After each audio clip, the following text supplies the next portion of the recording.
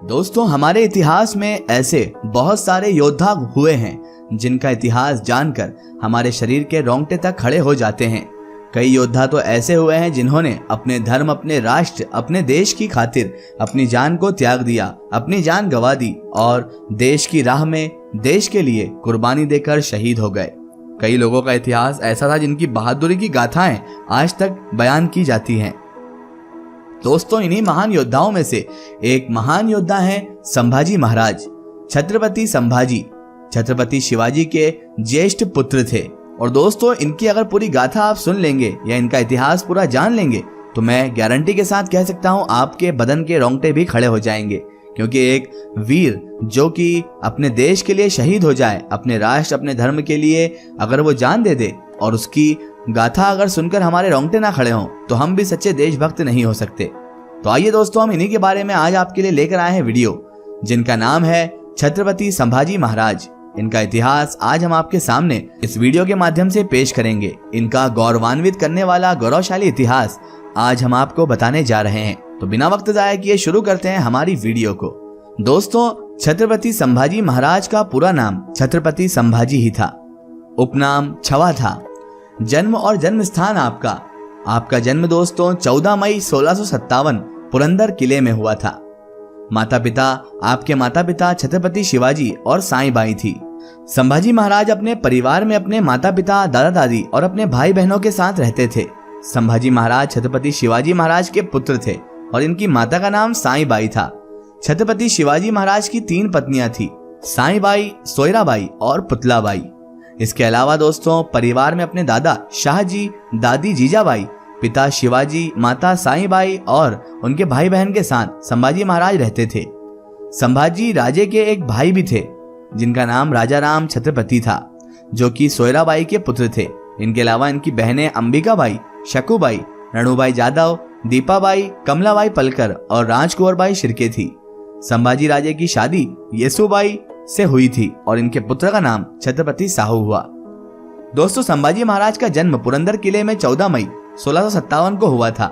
संभाजी महाराज का लालन पोषण उनकी दादी जीजाबाई के द्वारा हुआ था, क्योंकि जब वे 2 वर्ष के हुए थे उनकी माता साईं बाई का देहांत हो गया था। संभाजी महाराज को छवा कहकर भी पुकारा जाता था। छवा का मराठी में अर्थ होता है शेर का बच्चा।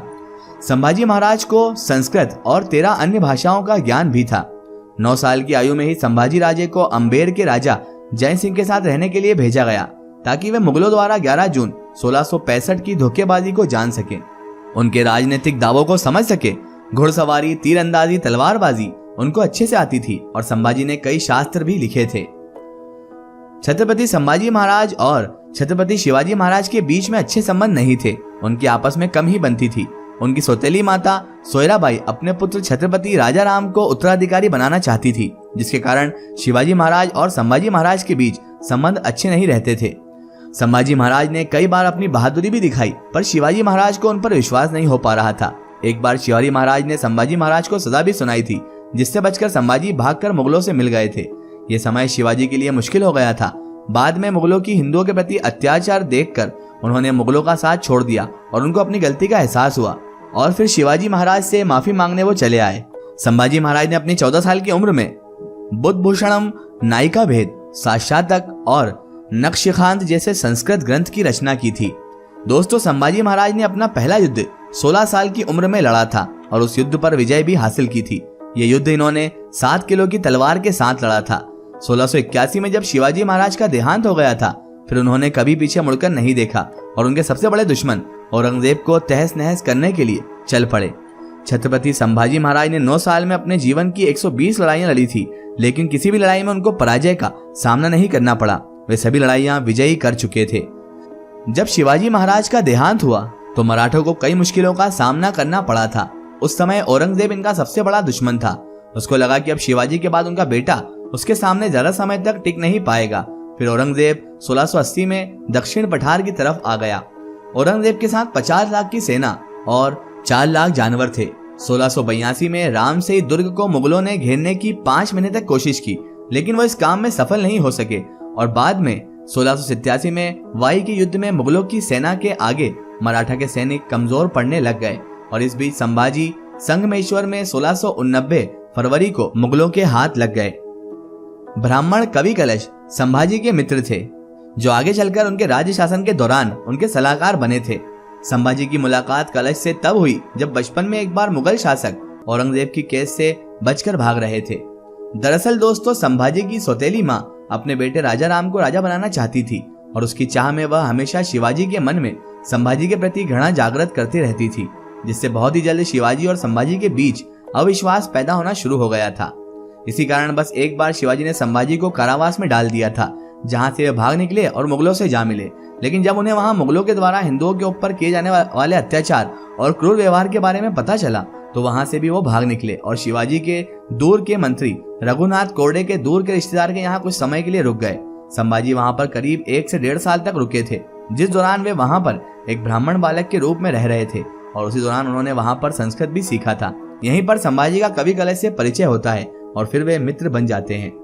दोस्तों, जब शिवाजी महाराज का देहांत हुआ तो उन पर शोक का पहाड़ टूट पड़ा। फिर भी इस परिस्थिति में संभाजी ने स्वराज्य की जिम्मेदारी को पूरी तरह से संभाला। कई लोगों ने संभाजी महाराज के छोटे भाई राजा राम को सिंहासन पर बैठाने का पूरा प्रयत्न किया, लेकिन सेनापति हम्बीर राव मोहिते के रहते ये लोग इस काम में सफल नहीं हो पाए। 16 जनवरी 1681 को संभाजी महाराज का विधिवत रूप से राज्याभिषेक संपन्न हुआ। संभाजी राजे ने अन्नाजी दत्तो और मेरोपंत पेशवा की माफी दे दी और उन्हें अष्टप्रधान मंडल में भी रख लिया। लेकिन कुछ समय बाद इन्होंने राजा राम की राज्याभिषेक की योजना की। संभाजी राजे ने स्वराज्य द्रोही अन्नाजी दत्तो और उनके सहयोगियों को हाथी के पांव के नीचे कुचलवा डाला। संभाजी एक बहादुर मराठा शासक थे, जिन्होंने हिंदुओं के लिए हित में बहुत योगदान दिए। संभाजी ने औरंगजेब की 8 लाख सेनाओं का सामना किया। मुगलों को मराठा के साथ लड़ाई में व्यस्त रखकर उन्होंने उत्तर भारत के शासकों को दोबारा अपने राज्य को वापस पाने और शांति स्थापित करने का मौका भी दिया। यही कारण है कि न केवल दक्षिण भारत के ही हिंदू बल्कि उत्तर भारत के हिंदू भी वीर मराठा शासक संभाजी के आभारी हैं। यदि संभाजी औरंगजेब को और अन्य मुगल शासकों के सामने समर्पण कर देते या संधि कर लेते, तो अगले 2 से 3 वर्षों में औरंगजेब या अन्य मुगल शासक दोबारा उत्तर भारत के राज्यों को वापस हासिल कर लेते। लेकिन उन्होंने ऐसा नहीं किया और अंत समय तक उनका सामना करते रहे। संभाजी बाहरी आक्रमण के साथ साथ अपने राज्य के भीतर भी दुश्मनों से घिरे हुए थे, लेकिन इन्होंने लगातार मुगलों को महाराष्ट्र में उलझाए रखा। पश्चिम घाट पर मराठा सैनिक और मुगल कोई भी पीछे हटने को तैयार ही नहीं था। यही कारण था कि कई सालों तक मुगल मराठा शासक के साथ ही युद्ध में लगे रहे और उत्तर भारत के राज्यों को खोते गए। इतना ही नहीं, संभाजी ने मुगलों के दबाव में हिंदू से मुस्लिम बने भाइयों को घर वापस आने और धर्म परिवर्तन करने में मदद किया। दरअसल मुगलों ने अपने दबाव से कई हिंदू भाइयों को मुस्लिम धर्म में परिवर्तन कर दिया था, लेकिन शिवाजी महाराज के समय से ही हिंदुओं का दोबारा घर वापस आना शुरू हो गया। इनके पुत्र संभाजी ने अपने पिता के कार्य को आगे बढ़ाया और इन्होंने पुनः धर्मांतरण का कार्य करने के लिए अलग ही विभाग बना दिया, जो उन लोगों को दोबारा धर्म परिवर्तन करवाती थी। अब सब कुछ बदल चुका था, मुगलों का आतंक बढ़ चुका था। मुकर्राब खान ने अचानक आक्रमण कर दिया और मुगल सेना महल तक पहुंचकर संभाजी और उनके मित्र कवि कलश को बंदी बना लिया। बंदी बनाकर इन्हें औरंगजेब के पास ले जाया गया। औरंगजेब से संभाजी का सामना बहुत रोमांचक था। दरबार में संभाजी को देखकर औरंगजेब बहुत ज्यादा खुश हुआ। ऊपर वाले का धन्यवाद देने के लिए औरंगजेब ने झुककर दुआ में हाथ उठाए। कवि कलश ने इतने में आगे बढ़कर कहा कि वे संभाजी के स्वागत में ऐसा कर रहे हैं। औरंगजेब ने गुस्से में आकर संभाजी और कवि कलश दोनों को काल कोठरी में डलवा दिया। मुगल बादशाह ने संभाजी के सामने 3 शर्तें रखी थी। वीर मराठा छत्रपति ने औरंगजेब की किसी भी शर्त को मानने से इनकार कर दिया। अपनी बेइज्जती का बदला संभाजी ने गजब तरीके से लिया। कुछ दस्तावेजों के मुताबिक संभाजी सारी शर्तें एक शर्त पर मानने को तैयार हुए, वो ये कि औरंगजेब अपनी बेटी का विवाह संभाजी से कर दे। संभाजी ने अपनी बेइज्जती का बदला कुछ यूं लिया।